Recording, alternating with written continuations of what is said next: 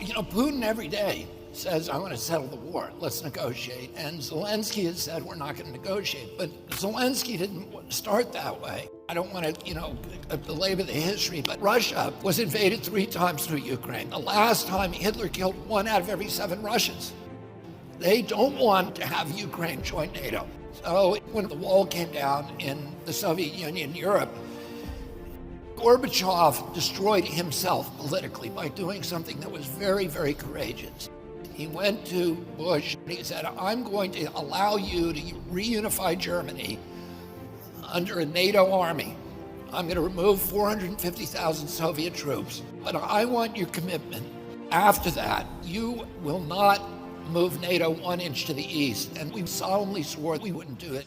Well, then in 97, Brzezinski, who was the first of the neocons, said, we're going to move NATO 1,000 miles to the east and take 15 countries into it and surround the Soviet Union. So then we not only move it into 14 new nations, but we unilaterally walk away from our 2 nuclear weapons treaties with the Russians. And we put Aegis missile systems in Romania and Poland 12 minutes from Moscow.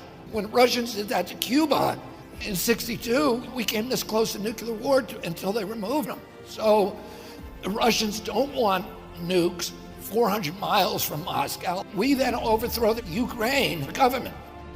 In 2014, their elected government, and put in a Western sympathetic government.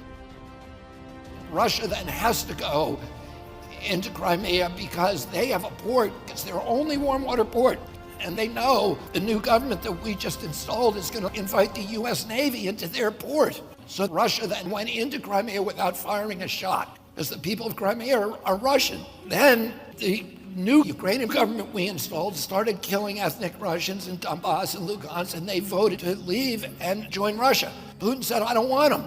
Let's give them protection and give them semi-autonomy and make an agreement to keep NATO out of Ukraine. That treaty was written by Germany, France, Russia, and England, the Minsk Accords. And the Ukrainian parliament, which is controlled by ultra-rightists, and that's a nice way of talking about them, refused to sign it. Zelensky runs in 2019. He's an actor. Why did he get elected with 70% of the vote? Because he promised to sign the Minsk Accords. He promised peace. He gets in there and he pivots. Nobody can explain why, but we know why. Because he was threatened with death by ultra-rightists in his government and a withdrawal of support by the United States by Victoria Nuland, who's the leading neocon in the State Department. We told him he could not sign it. So then the Russians go in, they don't send a big army, they only send 40,000 people. It's a nation of 44 million people. They clearly do not intend to conquer Ukraine, but they want us back at the negotiating table. We won't allow Zelensky to go back, so he goes to Israel and Turkey and says, will you please help me negotiate a treaty? The Russians just want a guarantee that Ukraine won't join NATO. Zelensky signs the treaty, Putin's people sign the treaty, and Putin starts withdrawing the Russian troops in good faith. And what happens? Joe Biden sends Boris Johnson, the British Prime Minister, over to Ukraine in April and forces him to tear up the treaty. And since then, 450,000 kids have died, who none of them should have died. For every 1 Russian that dies, 5 to 8 Ukrainians die, and they don't have any men left. We're giving them all these weapons, but they don't have men left. It's a catastrophe, and we look kind of like the aggressor. That's the way the rest of the world sees us.